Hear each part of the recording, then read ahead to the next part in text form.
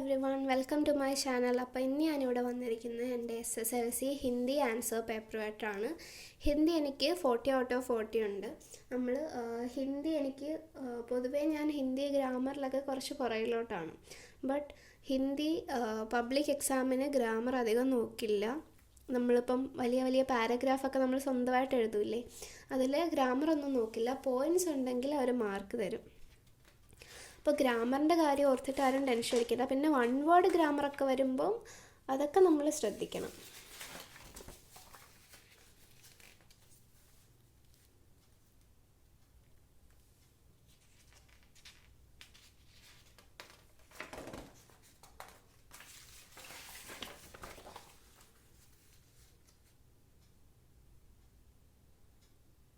ഇതേപോലത്തെ ഗ്രാമറൊക്കെ ഇതൊക്കെ നമ്മൾ ശ്രദ്ധിക്കണം. പ്ലസ് ക്യൂസ്കി അങ്ങനത്തെ ഒക്കെ നമ്മൾ പഠിച്ചിട്ട് വേണം പോകാൻ.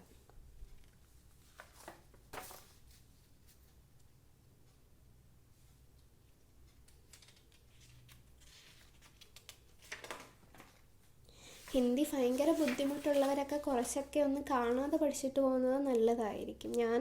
ചിലതൊക്കെ ഞാൻ കാണാതെ പഠിച്ചിട്ടാണ് പോയത്. ഈ ന്യൂസ് പേപ്പർ റിപ്പോർട്ട് അങ്ങനത്തെയൊക്കെ അതൊക്കെ ഞാൻ മോഡൽ എക്സാമിന് വേണ്ടി ഇങ്ങനെ പഠിച്ചിരുന്നു.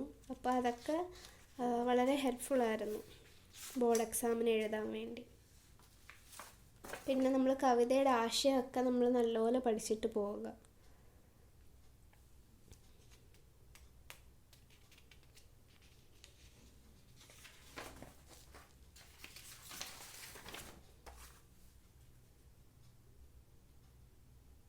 പിന്നെ പോസ്റ്ററൊക്കെ എഴുതുമ്പോൾ നമ്മളൊരു ഫുൾ പേജ് പോസ്റ്ററിന് എടുക്കണം.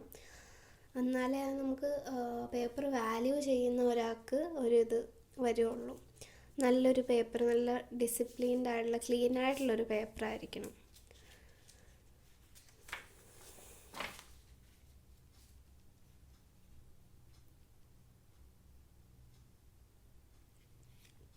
ഇത് ക്യാരക്ടർ സ്കെച്ചാണ്.